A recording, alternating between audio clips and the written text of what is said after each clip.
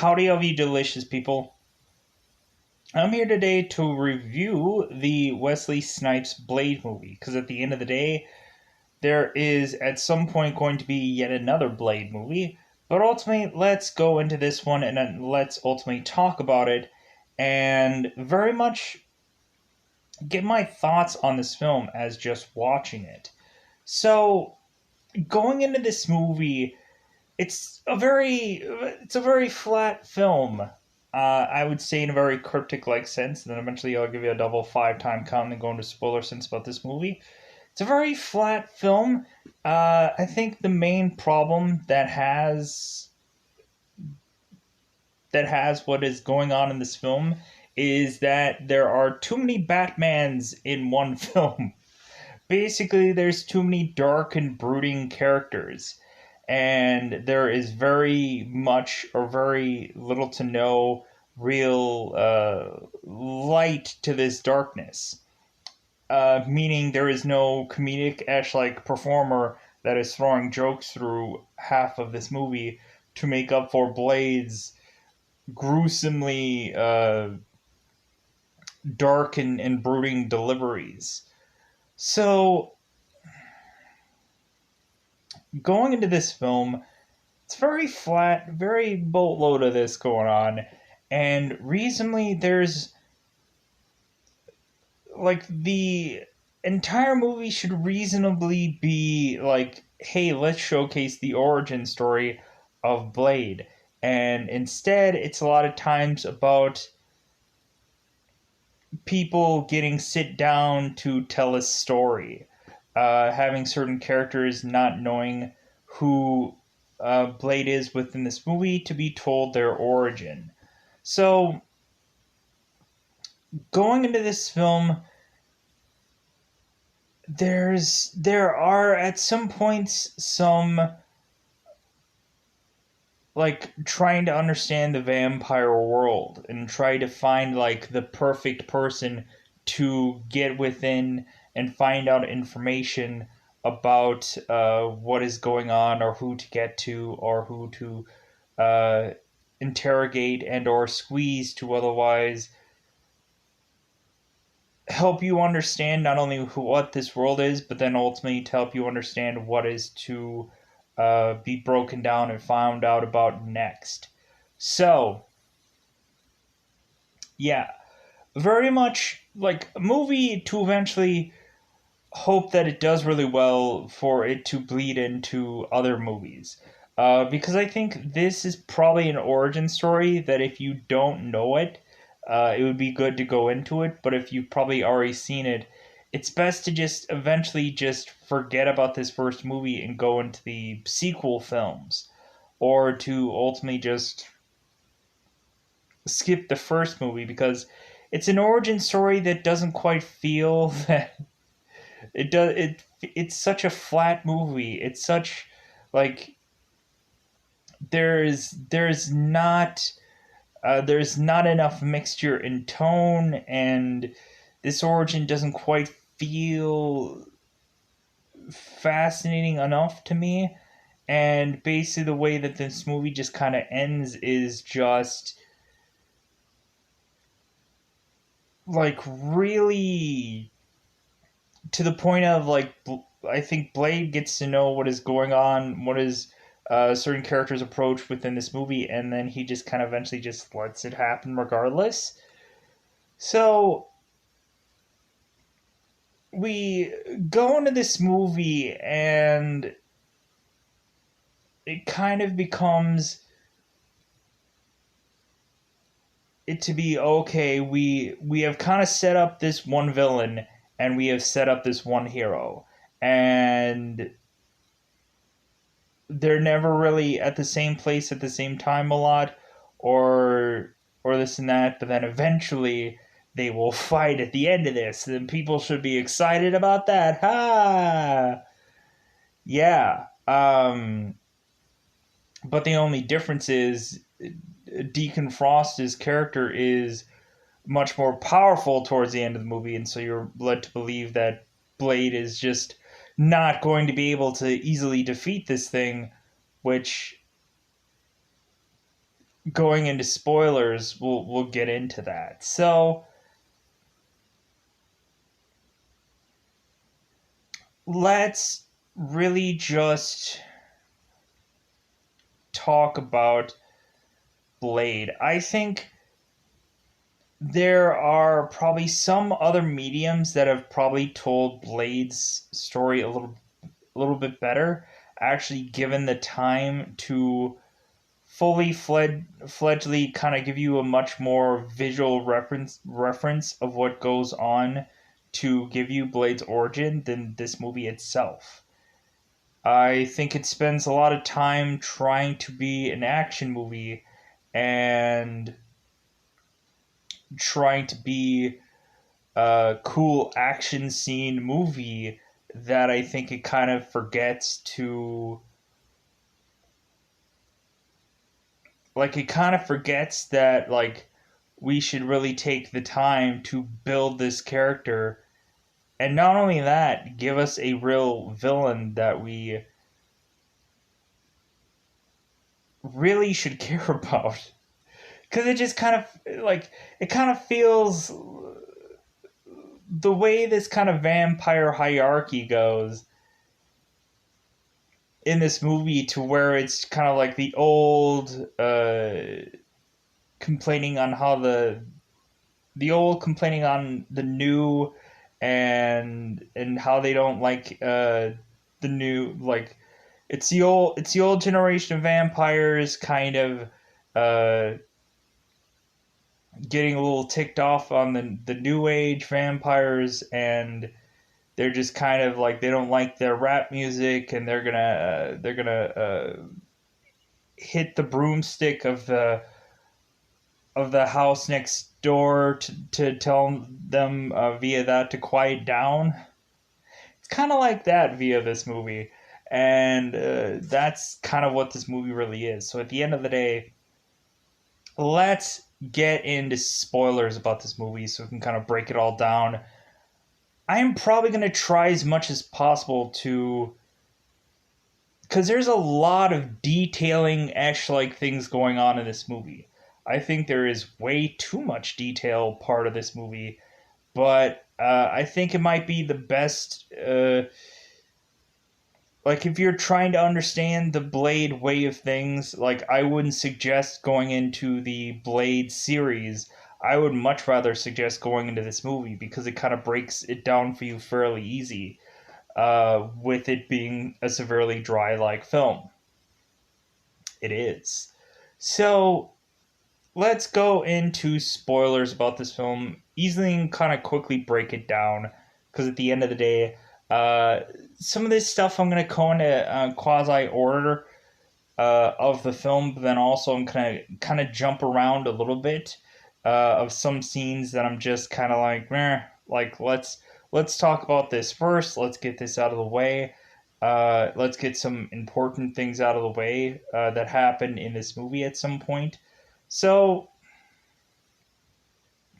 reasonably within this story, Blade's origin story is really pretty simple. Basically, one night, Blade's mother was out, and she ultimately had gotten uh, forced onto by a vampire. Eventually, Blade's mother became pregnant, and vampire baby came out. We ultimately find out that uh, Blade's mother had supposedly died in childbirth. So, reasonably going into this movie, the usual way that this movie ends up opening up is rave music. Yeah, that is pretty much usually the like, this has to have a techno beat, as if this movie is done overseas. So immediately cue a human ash like person going into some slaughterhouse, which should have been the one red flag, This guy goes into a slaughterhouse. Eventually, he starts seeing all these this meat and stuff like that. But eventually, he starts seeing, I think, dead bodies that are all just hanging somewhere. But he doesn't really say anything about that because the girl grabs him, kisses him, and he thinks nothing of it. To ultimately just go into this rave. So we go into this rave, and eventually, we're just waiting for the DJ to drop the beat. Just say, but instead of dropping the beat, he drops a sprinkler of blood. To ultimately, of course, the normal human is like, "Oh my god!" and all the other vampires are dancing around, drinking the blood, and eventually, uh, looking at him and saying, "Oh, hey, you're not having fun," and eventually, two girls are kissing in front of him and this and that. So eventually, they're there to really play with their food before they eat it. But the thing is that Blade gets the drop on everybody. He starts attacking everybody at this rave. Eventually, starts shotgunning and sorting and bladeranging, bladeranging, uh, Blade's variation of bataranging, to where he flings this little gadget to where it comes back in his hand. He like a boomerang esh like weapon. So eventually we have the very mini boss Quinn that keeps popping within this movie just to basically pull a Deadpool and basically have him consistently regrow his hands this entire film. That is his juncture of being the comedian Ash like person, barely. That is the consistent joke about him losing his hands in this film.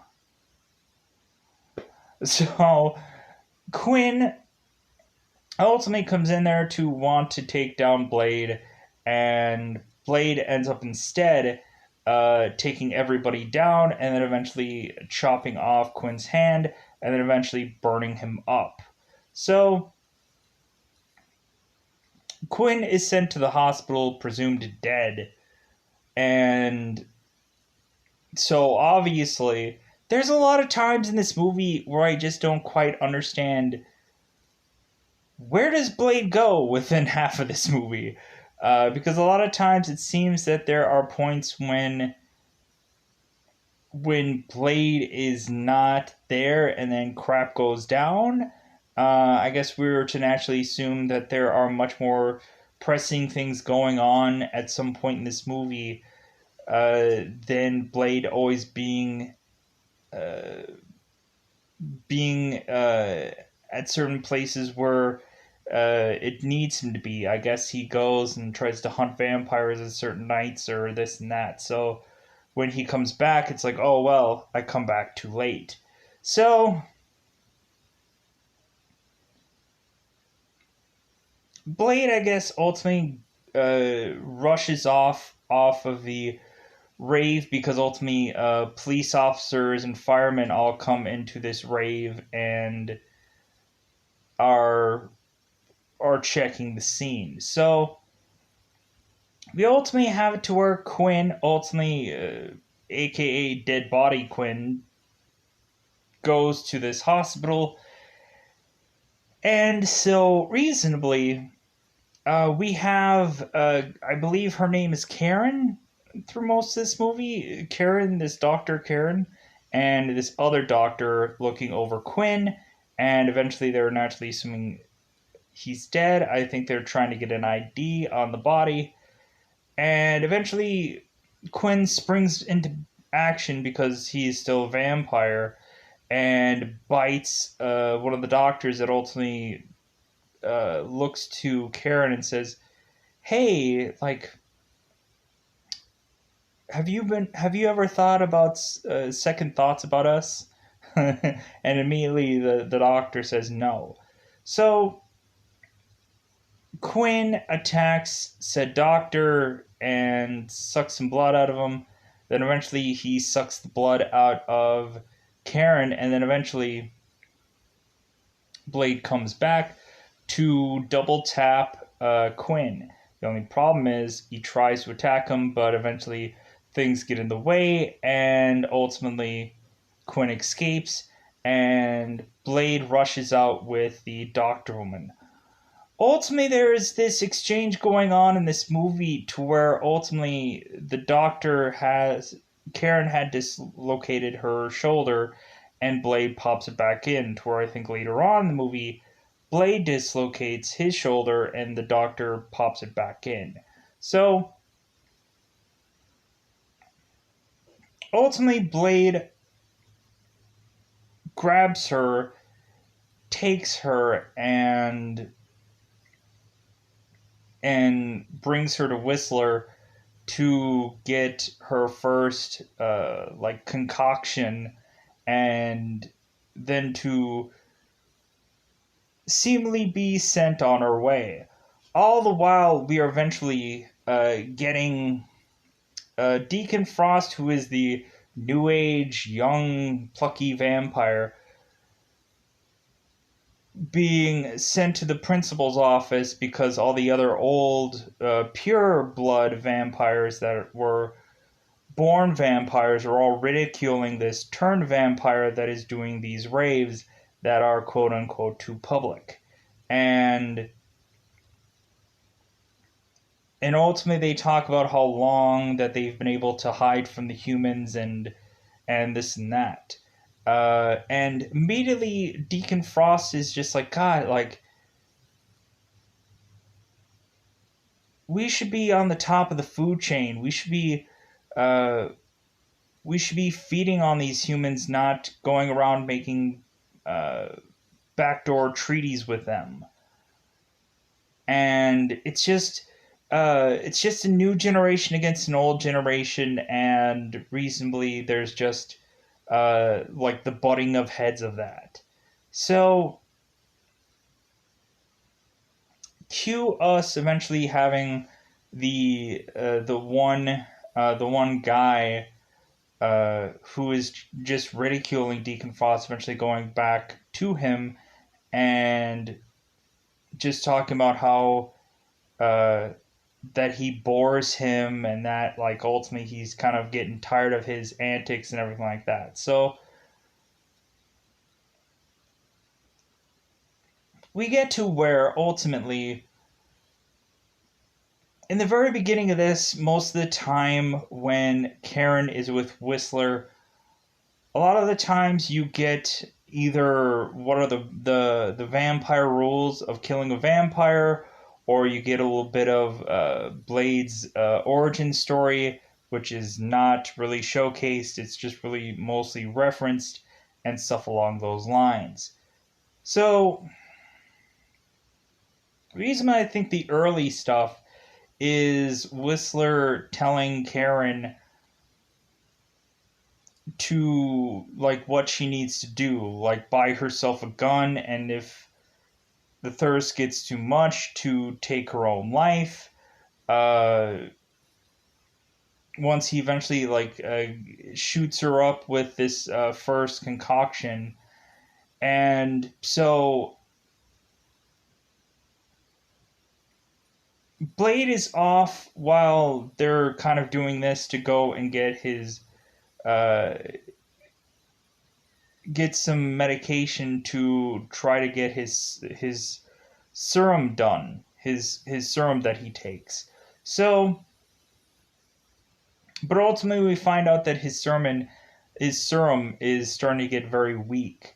To where ultimately he is trying very much to fight off needing blood, but ultimately it seems that that serum that he has is getting weaker. To where ultimately, I think the main reason why this doctor is here is to try to see if she can lend a hand to try to advance some of Blade's equipment, or ultimately to get him a better serum. So,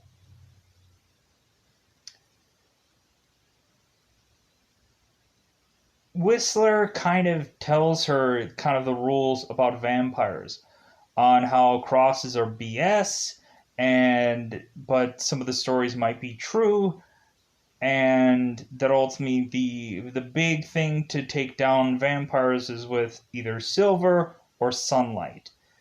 Uh, if anything, supposedly watered down garlic puts some vampires into anaphylactic shock, and this and that. So, like, I don't really think holy water really 100% truly works in this movie. I guess it's just sunlight and silver, and that's really legitimately it, I think. So, Dr. Karen is sent on her way packing, and ultimately Blade is there to tell her, it's like, hey, like, make sure to keep your eyes out because they're everywhere. And so Karen really doesn't quite understand what that means. So eventually, Karen is going into an elevator. There are two people that have tattoos of familiars on the back of their neck. That's what those glyphs were. And then eventually she goes home to be stopped by a policeman that ultimately tells her that he's there for a routine check, kind of uh, talking about her friend that died last night and the case or the like what she was involved in last night. But eventually, this officer eventually is going to kill Karen, and so of course immediately she goes and sprays the garlic mace onto this officer, and because she assumes like, oh, I thought this would take down every vampire, and he's like, I'm not a vampire.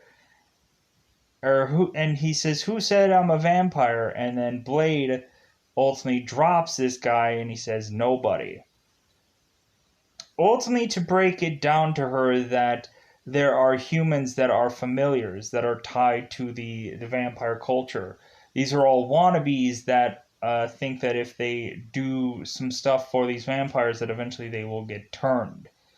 Eventually, we find out that this police officer um, is very much uh, a blood finder, a human that kind of finds blood for the vampires to drink, and so that's this guy's main thing.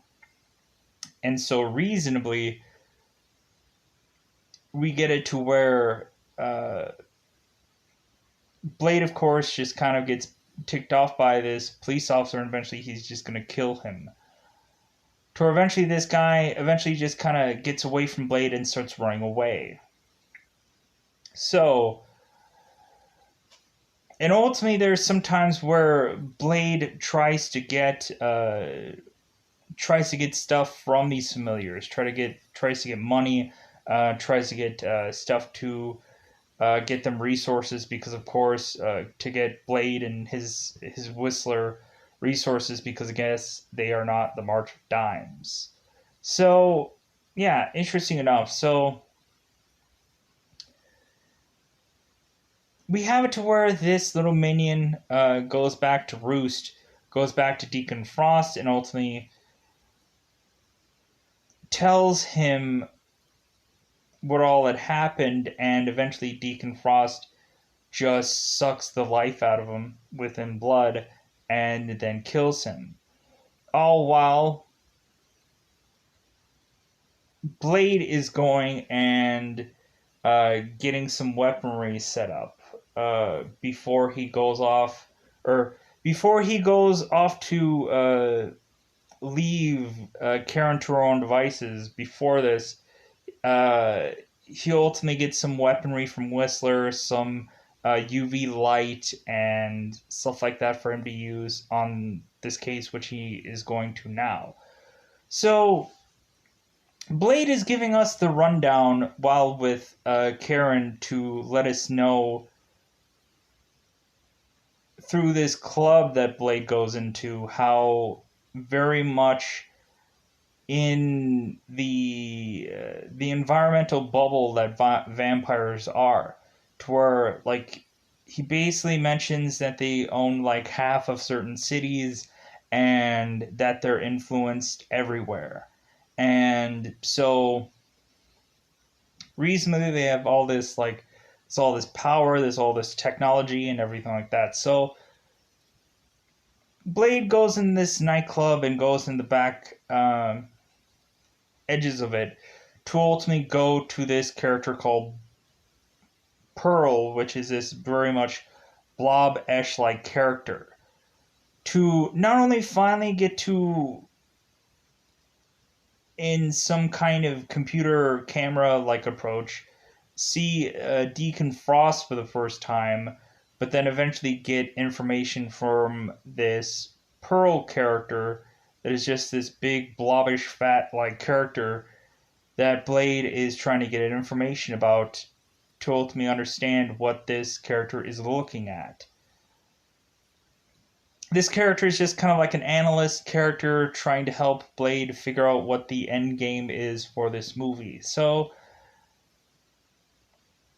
all the while also talking to Pearl, he's also talking to Deacon Frost, and ultimately, like, Deacon is so happy to visually get to quasi talk to Blade at some point, but if anything, they're gonna get to talk a little bit more. So, reasonably ingrained within not only Whistler, but then eventually at some point with Deacon Frost. Whistler eventually tells Karen kind of the barrage of Blade to where Blade has all of their strengths and none of their weaknesses. And that's going to get played over at some point, like to reconfirm this by not only Whistler, but then by Deacon Frost himself at some point. So we're gonna really ingrain this thing into you, this catchy little quote that they have going on in this movie to let you know he has all of their strengths and none of their weaknesses. So, because that's just a cool, catchy phrase that they now have to try to incorporate as much as possible in this movie because it's really cool. So Blade is torturing this Pearl character to find out the end game, the entire scope of this hieroglyph-like schematic that is telling Blade that there is this end game goal to try to make all of these vampires into a daywalker or the equivalent of Blade, to where they are just as powerful as him and this and that. So we have it to where Deacon Frost ultimately goes into going into sunblock and putting on motorcycle helmets and all of these layers to ultimately go and take out the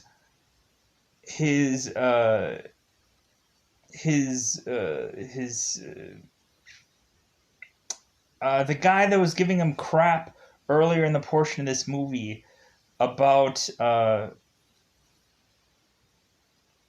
like kind of ridiculing him about his raves being too public, and ultimately Deacon chimes in with the like whole we should be top of the food chain, blah blah blah blah. So Deacon Frost takes this guy out in the middle of the ocean and starts taking off all of his clothes because at some point in this movie he was like, hey, like, wouldn't it just suck to just wake up one day and just like die or be killed off, or just wake up one day to see the sunrise kind of thing, which ultimately that's what he does. He takes this guy to be burnt alive and roasted alive out in the sun, and because ultimately he doesn't need him. And he's probably the only one that is going to try to combat what this guy is going to do. what this guy's gonna put together. So get him out of the way. So we have it to where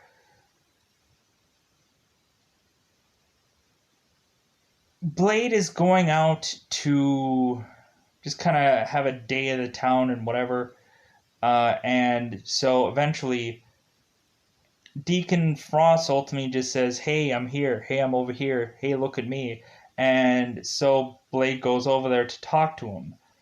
Basically, it's an entire like talking of Deacon Frost being so happy that Blade's there and he wants to just chat with him, ultimately telling him that he knows everything about him. He knows his strengths, his weaknesses, again, reiterating this, and that basically uh, he knows everything about him. He knows all the stories about Whistler and everything. He knows everything about him. So, and ultimately, they are just having this kind of back and forth, ba ba ba ba, that they're basically going to tell one another that they're going to kill one another, and how much fun they're going to have while they're trying to kill one another, and this and that. It's just a bunch of ba ba ba ba, and so eventually they kind of do the same kind of thing with Blade Trinity, where you have Dracula and he's holding the baby. Same thing, the same exact same thing. 2 movies later, so we get to where pushing on to where we don't know where Blade is. I guess Blade just went about going through his normal fighting vampires during the day game, I guess. And so reasonably, while Blade should have been back home, Deacon Frost is going to Blade's headquarters. How is it that they just stumbled upon his headquarters now, might you ask? I don't know. Evidently, maybe they must have known his headquarters all along, and just for now, we're just like, you know what? How about we just do this now? So, Deacon Frost just jaunts all into Whistler's headquarters and beats the living crap out of Whistler and then steals Blade's woman. Ultimately, again, before this happens, we get to have a backstory about how Whistler became to be with Blade.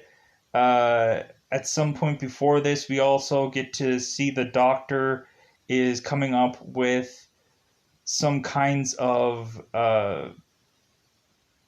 things to counteract vampire blood. Like she is coming up with explosive things with vampire blood, which is kind of cool to see Blade use this later on as a weapon. And so we also get to know Whistler had just started to see homeless Blade that had nowhere to go. That was just kind of siphoning off of a bunch of homeless people. Whistler just kind of supposedly just took him in and had been working with him ever since. And so yeah, we get kind of some backstory of Blade and stuff like that going on, like intermittently through this movie. And so eventually, when we get it to where Deacon Frost beats the living crap out of Whistler and then takes Blade's woman, when Blade comes back, Blade comes back to a almost dead Whistler. To where we are, or were to have supposedly been thought that Whistler is, at this point, when Whistler tells Blade to give him a gun and for them to kind of say their goodbyes, and Blade doesn't want to leave, and Whistler is forcing him to leave. Here's the point where we're confirming that Whistler is dead or is going to die because we just hear a shot in the background. And I'm like, okay, so we're supposed to confirm now clearly that he's dead. But if you see the later movies, there's a conflict of that. So, we ultimately have it to where, of course, Blade is coming for his woman, and eventually that is going to push it to where, okay, Blade is just kind of going into yet another one of these uh, kind of club-esh like places, and eventually going into this one area that has a bunch of like old-fashioned scriptures and stuff like that, eventually to get beaten up by some girl, and then eventually to be uh, forwarded again by Quinn, where Quinn is going to tell Blade that he owes him one. Oh wait, he owes him two. And so eventually we get Blade thrusted into the whole numbers game, and then eventually Blade is thrusted into being with Deacon Frost, where ultimately here's where we start to find out that Blade's mother had not died in childbirth, that eventually she just became a vampire and now is having a seemingly romantic relationship with Deacon Frost. So everything is kind of turned on its head, and we're just like, whoa, what's going on? But we're ultimately led to believe that, like, yeah, Blade's mom becomes a villain at some point. And if anything, in the 90s, Spider Man kind of like really helps confirm that, not only telling a much better Blade origin story, but then also telling us that eventually his mother becomes a villain at some point. Like the 90s Spider-Man cartoon kind of ruins this Blade movie for us, I guess, at some point. But I guess it is what it is. So Blade ultimately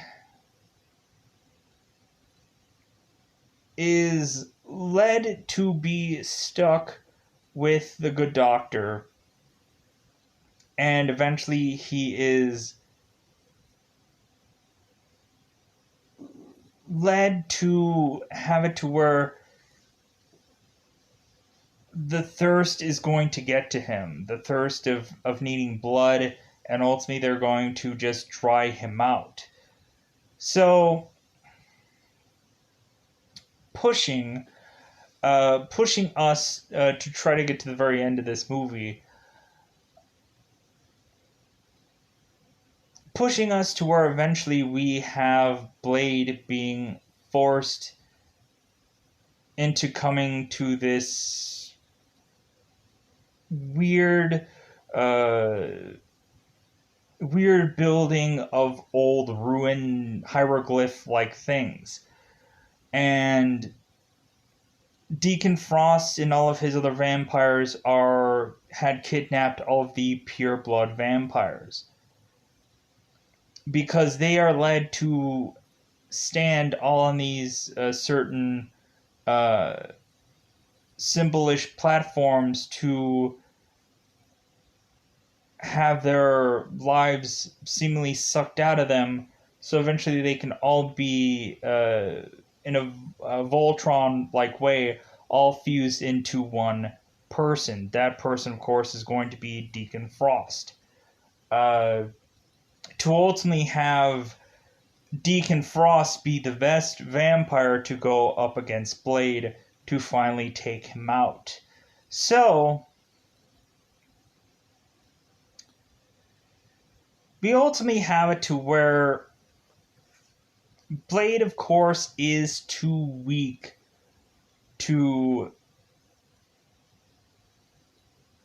like, seemingly he can barely go up against a lot of these other vampires, but eventually he has to go up against Deacon Frost, who is, of course, is the best vampire. So Recently, we can compile that all this has led up to the Blade Deacon Frost fight.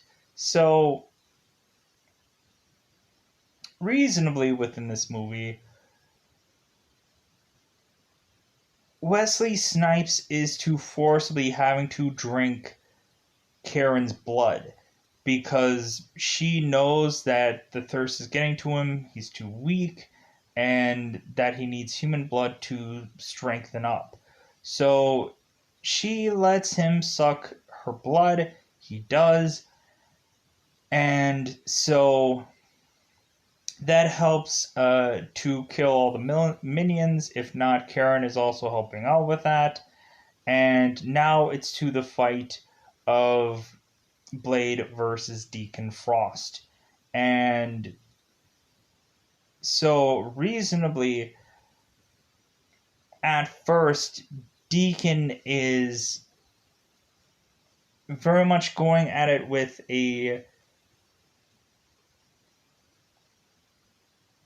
with Blade using all of his kind of gadgets at first, really just his sword, and reasonably it's like, no, that's not going to do it.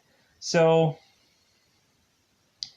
Deacon is really playing with him, really toying with him, and really showcasing that when Blade chops off his arm, that he can just easily and quickly grow his arm back via using the blood.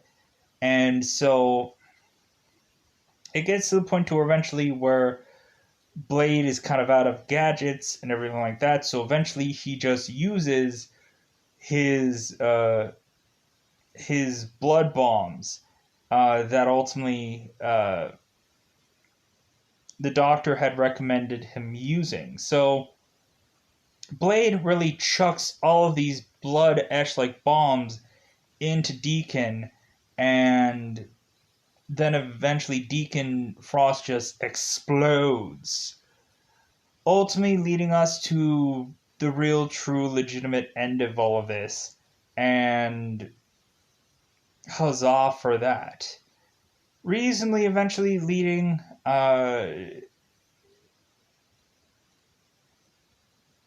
Blade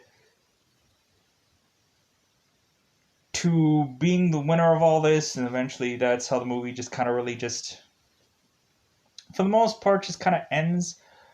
I think there's some points and times before in some other Blade movies where you would have it to where Blade would ultimately run off this one last vampire and kill him off, to where it seems like all the vampires that are connected to this are all dead, and you can confirm all these people are all dead. Um, but yeah, that's really just the entire movie of all this, and I want to kind of to quickly kind of rush through, especially towards the end there. But yeah, it's just like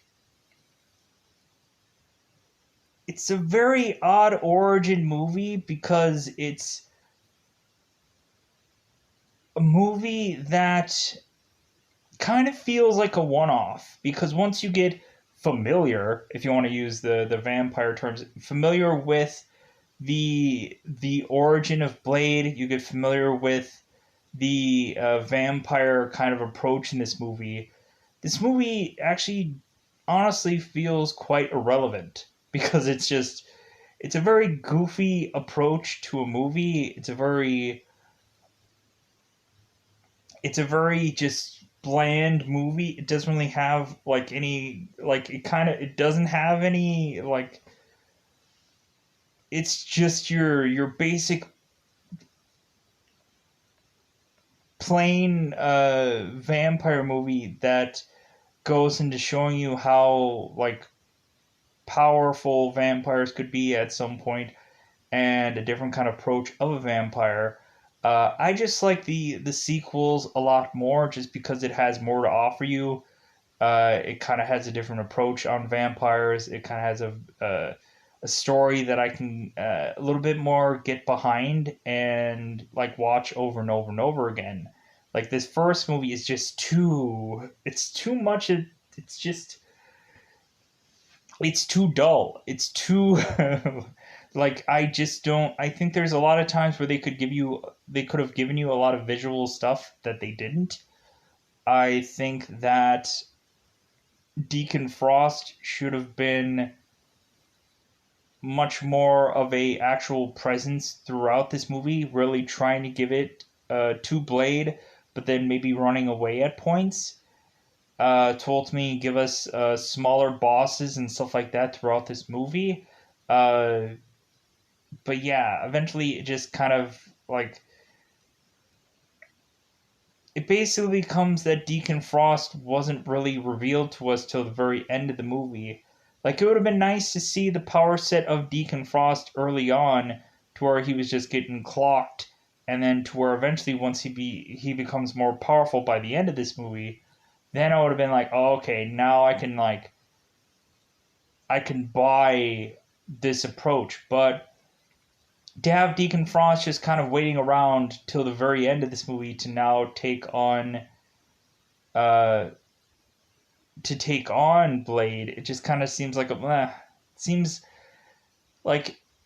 And I think Blade Trinity does a ton of copying and pasting that this movie does. Like basically Blade Trinity is a complete copy and paste from this first movie, with the exception of just making a much more important looking character to have Blade fight, which is aka Dracula, and to have much more interesting actors in this movie than in previous. And basically, like Blade Trinity, I think the real reason why people probably hate Blade Trinity is because it's exactly like the first movie. It's almost identical to the exact same movie with the exact same goal. It's just, hey, instead of having to fabricate, having all these old pure blood vampires fused into this machine that ultimately goes right into Deacon Frost. Instead, we're just gonna like bring in Dracula, who is already as good as Blade is, and then we kind of skipped that whole having to create this machine that creates a better class of vampire. And ultimately, I think in Blade 2, they don't even have really. They ultimately just concoct that they just, like, towards more of the end of the movie, they concoct that they just built vampires, and that they kind of birthed them into little small uh, test tube babies to make a new class of vampire. So yeah, but I just like the additions of actors that go on into the other Blade movies. Like you have freaking in Blade 2, you have like Ron Perlman and Norman Reedus before you really knew who Norman Reedus really was. And like especially in 3, like there's a lot more comedic moments, there's a lot more funny moments to balance out Blade's overall uh, demeanor through the movie. But overall, when you have kind of Blade or Wesley Snipes through a lot of that movie, like his performances were just very like his performances were just like I don't like I can get behind this movie, but I can no longer get behind Blade. Like I can no longer like I don't really like Wesley Snipes in Blade 3. I just don't like him. And then plus two, like there would be a lot of times where Wesley Snipes didn't want to be on screen. A lot of times he would either phone in his performance or have a stunt double perform a lot of stuff for him. If basically you couldn't really clearly see a close up of Wesley Snipes, he would basically let people let his stunt double do all of his far away shots and this and that. So there was a whole thing about that. But ultimately, the only thing that sells Blade Trinity is not Wesley Snipes himself. Just kind of some interesting kind of approaches visually in that movie, but when probably looking at it now, when probably going back and rewatching it now, it probably is not a movie that really holds up. Like this movie just doesn't really quite hold up. Because when looking back on all these movies, like Teenage Mutant Ninja Turtles is an interesting movie, but it kind of feels like a movie of that time. When going into Blade really feels like a movie of just that time, and it's very just like it's not. There are much more exciting movies. There are much more interesting stories to tell in other Blade movies rather than this one. So that's all I have to say. But I'm gonna get out of here because I don't want to spend too much time talking about this movie. Luckily, I got this one out there because ultimately there was some difficulties of me like really thinking about how this movie all ends and everything like that. So I apologize if there's some details that end up getting missed or me also talking about the sequels or anything like that. But or there might be somebody that might have different opinions about this movie. They might love this movie, and I am butchering it or whatever. I don't know, but uh, like to me, yeah, this movie is a one-off origin story that ultimately there's just better movies down the pipeline. So if you guys want me to go on to Blade 2 and 3, I would happily do so because I honestly like those movies. Like Blade Trinity to me isn't a bad film. I just think that it's kind of one of those where it's just like the first film. So I'm gonna get out of here. Bye everybody. Bye everybody.